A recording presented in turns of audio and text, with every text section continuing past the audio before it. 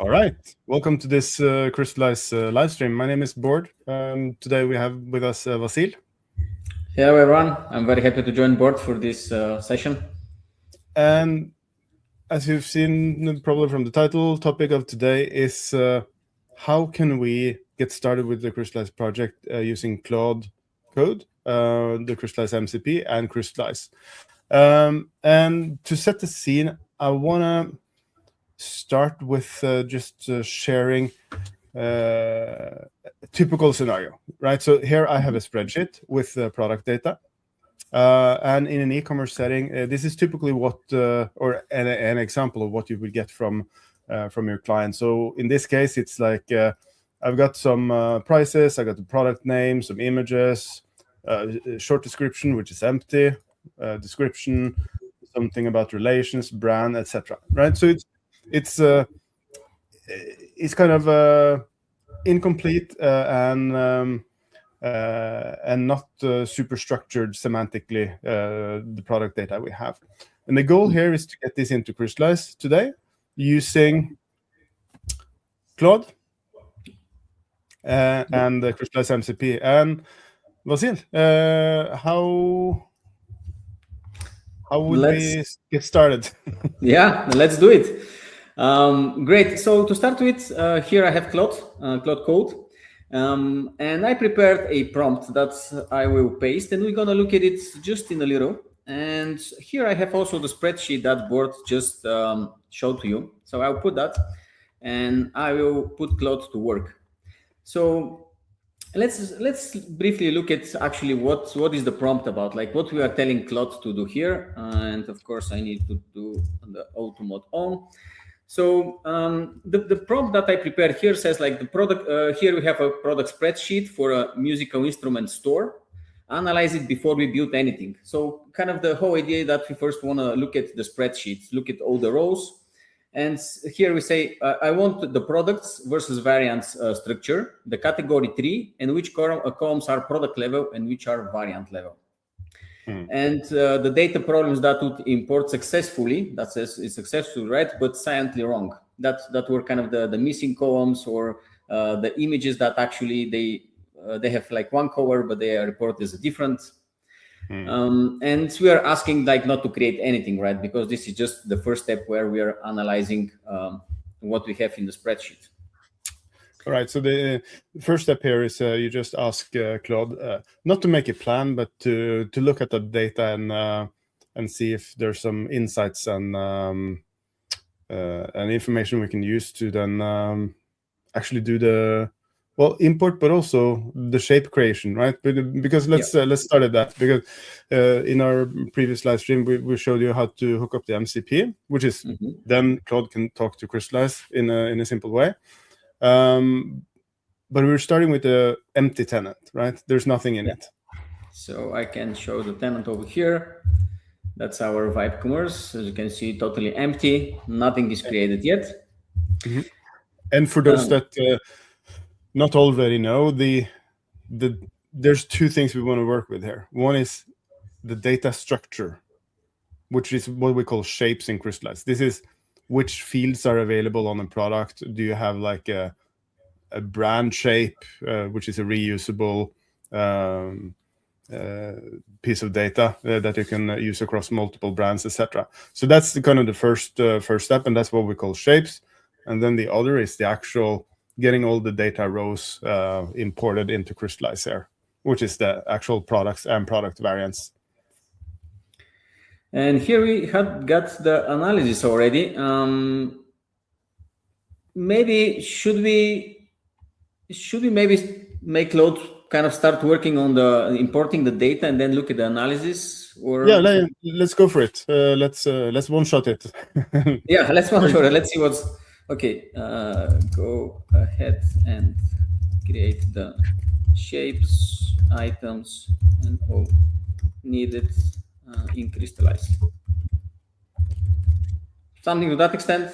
Yeah. Cool. Let Claude work, and then we're gonna look at the analysis here that's we got.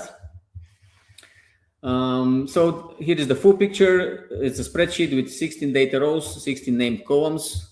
You have some empty ones. Product versus variant structure. So we have 12 products, 16 rows. That means we have somewhere 4 variants, if I'm not wrong.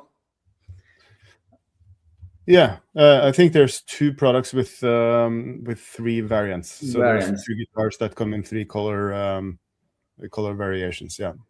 Yeah. Okay. What else is interesting here? I think the category tree is it's interesting here because this is data that it got from 3 different columns, which is level 1, level 2, level 3, and it was able to, without any instructions, to figure out we have a structure, products, instruments, electric guitars, bass guitars, etc., and also then which products should be placed where, right? So and this is a typical thing you have to map when you're doing an import, right? It's how do we organize and classify our products, and in this case it's a pretty straightforward structure. And also the next thing with brand, because in the spreadsheet it's just a column called brand, and it's just a text: Fender, Gibson, Ibanez, etc. And since this is using our skills, it should actually in this case have some options, and there's different patterns you can use. You can use an item relation, or you can just use an attribute. In this case, it seems like it's an attribute in terms of the suggestion there, and this is where, from the specification, if we would have not just move to the next step, which is because we want to have a result up and running. This is where you can adjust and say, brand, maybe I want this like that, or you can give further instructions.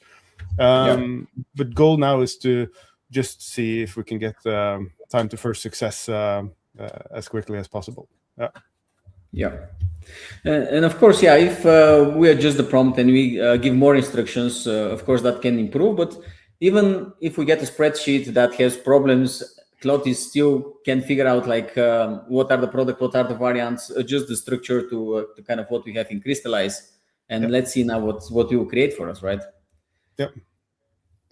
And also, of course, it identified dead columns, as it says, so empty product data, and also there's some inconsistency in the data, right? So on the data analysis, there's an error in our spreadsheet. It has a wrong image for one of the color variants, and this is something we could either fix in the source data, or we could just skip that on the import. There is instructions you can give, but it's pretty thorough, even with this very simple prompt that we gave for the analysis. Okay, vibe commerce. Actually, that's what asked for. And what is interesting with the spreadsheet, right? With the products that we got is like not everything is perfect, because in the real world, when you got a spreadsheet with products, like not everything is perfect. We all know that very well. So it's very interesting that actually we can see that here Claude can figure out for us all these missing details, and even like analyze the images and see like we're saying that something is black, but the image is something else.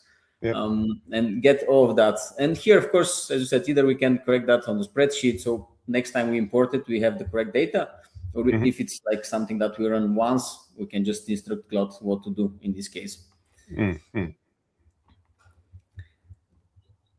Okay, I think the analysis was quite quick as well, but of course this is just 16 rows of spreadsheet, just an example, right? I guess in a real world scenario that's going to be a much bigger spreadsheet with many more items, but for the test purposes here, I think this is quite good.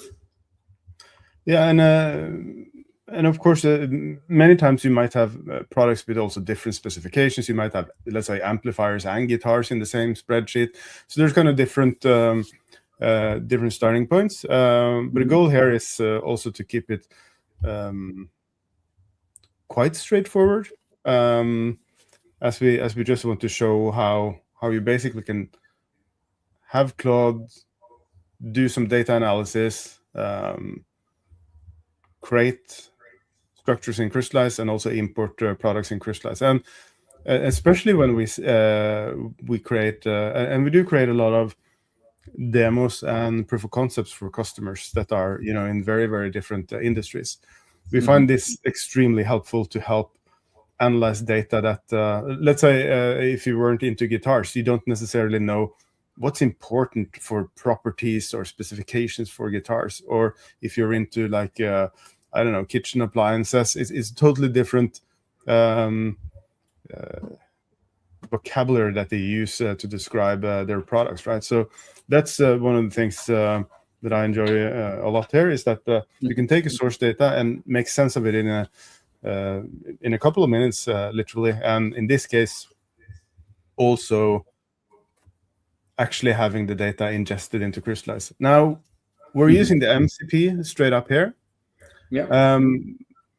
We also have some tooling in Crystallize that are kind of dedicated towards data modeling and data importing, which are part of the Flare AI tools in Crystallize, which is another approach where you kind of have a little bit more pre-baked tooling in Crystallize, still using the MCP and the skills, but having some more guardrails and some instructions on, for example, how to analyze the spreadsheet and what kind of design patterns to take into account and things like that.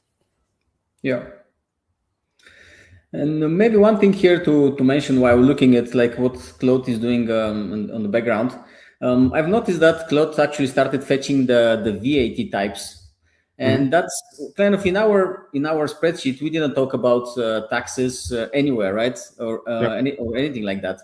But Claude, because it's using the skills, right, that the MCP server comes also with built-in, it knows that to create a product, we need a VAT type to provide. So what I saw here on the background is what, like, first it fetched it actually the existing VAT types, so it can use that as a when it creating the product.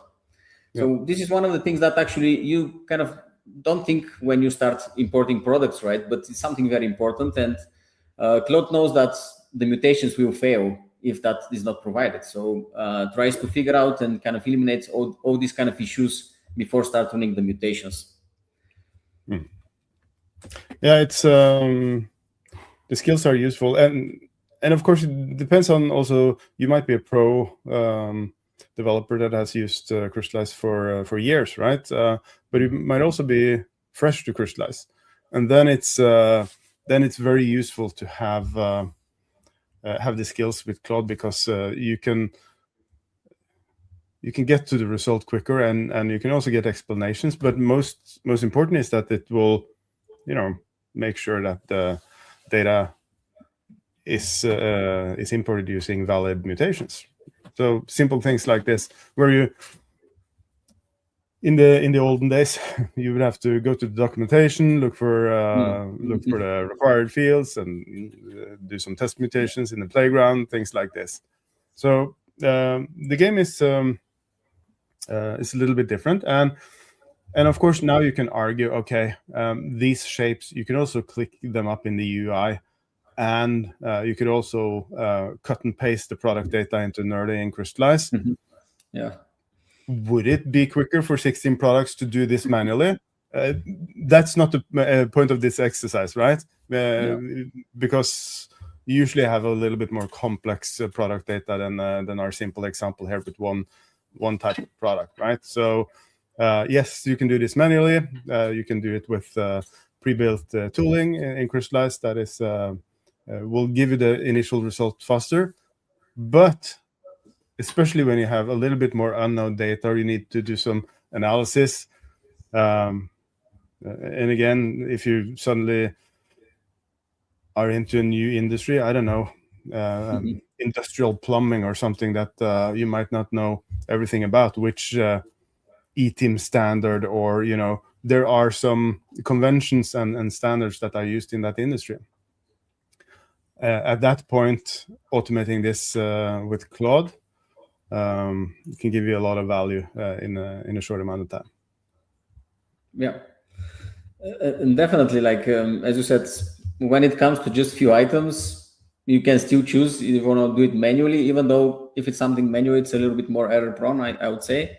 But the real power comes when we do this in bulk, and when we have a lot of items to deal with, then it's become very valuable actually that we use Claude, and that helps us to do all that work to start with, right? And after that, we can put the sparkles on top of it, as we say. So that's where the internet craftsmanship comes from the people, right?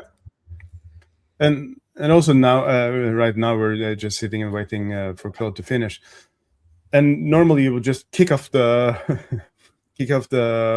agent, and then you would go do some other work, and you get notified when things are done, and maybe you have a more detailed prompt that you start with, so that you kind of give further instructions. So given that, I think it's a huge time saver, because basically it can run for 10-15 minutes in the background, and job done. And as a reminder, the goal of this is that we get the products into Crystallize, so that in the next version we can really do what Claude shines at, generate the storefront code. Right, that's really the next step. But before you can build a storefront, you need some products. Yeah, and the product needs some shapes, some components to start with, right?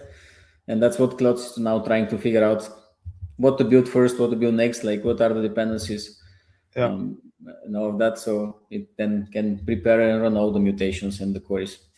And actually here we have option also to use mass operations. Maybe we didn't talk about it.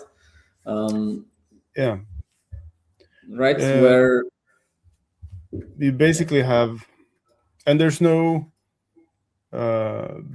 one way necessarily to do it, because you can take the first fully manual. You go into the admin UI and you click create shapes. You click and add products manually, like the most manual task. And then you can do exactly the same with mass operations or a series of mutations. And come to think of it, mass operations is actually just a series of mutations on top of the API. So it's kind of one abstraction layer higher. But what's good with mass operations is that it's designed for high volume.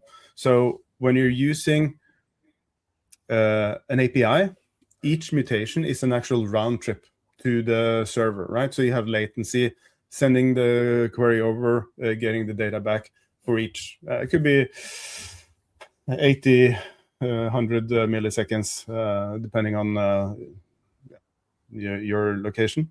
With mass operations, it's maybe 1,000 lines of operations that you upload in one compressed JSON file with instructions, and it's executed on the server. So it's magnitudes faster for especially doing repetitive tasks. Like, let's say you have 100,000 products that you want to import. Then you typically would use the mass operations to pre-bake all of those mutations into a JSON file, upload it, and then execute it. So these are also some things that you could instruct Claude. Now I think Claude used mutations directly via the MCP. Alternatively, it could be just a mass operation file that you can execute. Good thing with mass operations is also that you could save that in your GitHub repo as a JSON file, so that you can redo the exact same set of mutations. But we have something in Crystallize. Yeah, we got some results, and as we said, Claude figured it out. Of course, that first you need to create the shapes, and these are the shapes that it created for us, right? We can look now a little bit more into details, even though it was in the analysis everything, I guess, and we could have changed something if we wanted, but we decided to one-shot it. So we have a product shape which is called instrument, with description, brand, and the brand here is item relation. As we discussed earlier, that it seems it was going with the attribute approach, but then probably changed to item relation. We have material, related products, nice, and the CO data, which is a piece. And this is also one of the things that Claude figured out that actually the SEO could be a piece that can be used across multiple shapes. Yeah. And this is what we got here, right? The SEO with the title and the description. Yeah, and these are also part of the design patterns that we provide to Claude. Did it create anything on the variant level? Let's see, nothing it seems. Yeah. Just over here. Yeah. Then we have the category, which is a folder with the description and SEO again. And we have the brand, which is a document with description and logo. I think this is quite good, I would say. Yeah. And it's pretty basic, right? Because once we get into like material, color definitions and things like this, there are a lot of design choices we can do in terms of how to set up your shapes and data structures. But again, that was not the point here. We have done many many live streams on data modeling that you can watch. Also, Flare data modeling, which is pretty cool, where you also can actually upload a spreadsheet or just describe it.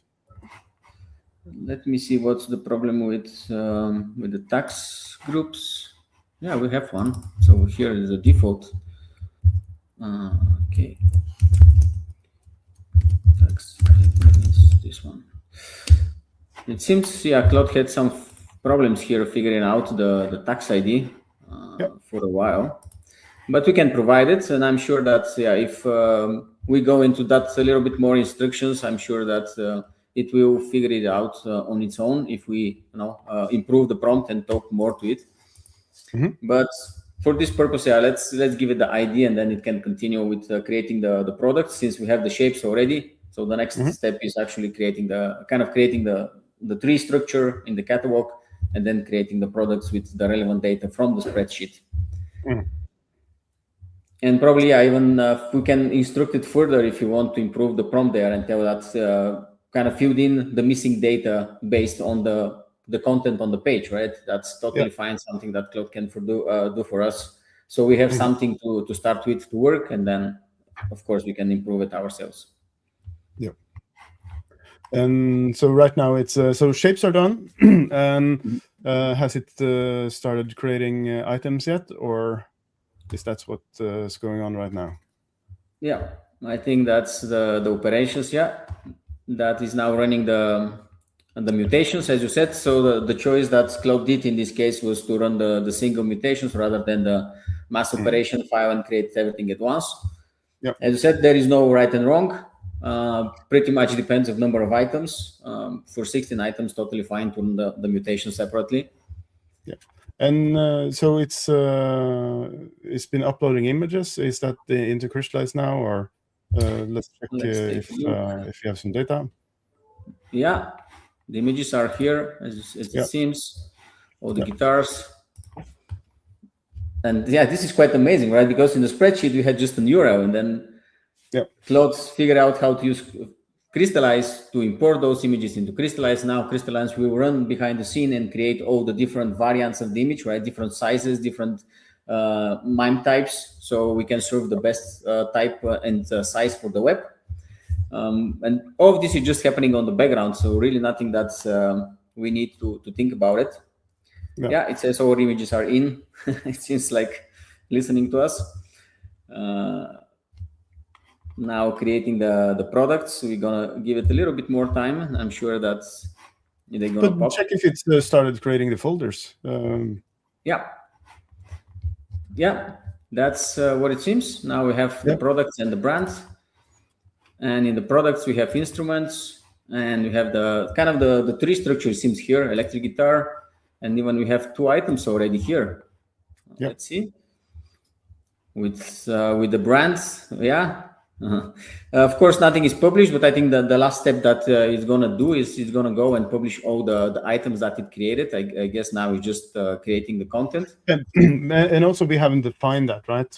We said just import it, right? It is very poor prompt, but that's a good way to start, because you can say add them to a workflow, or for approval, or publish them directly, or leave them unpublished, right? It depends on what you want also. It's not necessarily that you want them directly published. Yeah, true that. Yeah. But from what it seems, we have the brands created as a separate document in a separate folder. I like that. Products, we may have different products, so we decided to put everything under products folder, and then instruments, and then the groups here, the electric, the acoustic, and the bass. And then we talked about products versus variants. As you can see here, we have two additional variants, right? I mean, on top of the base variant.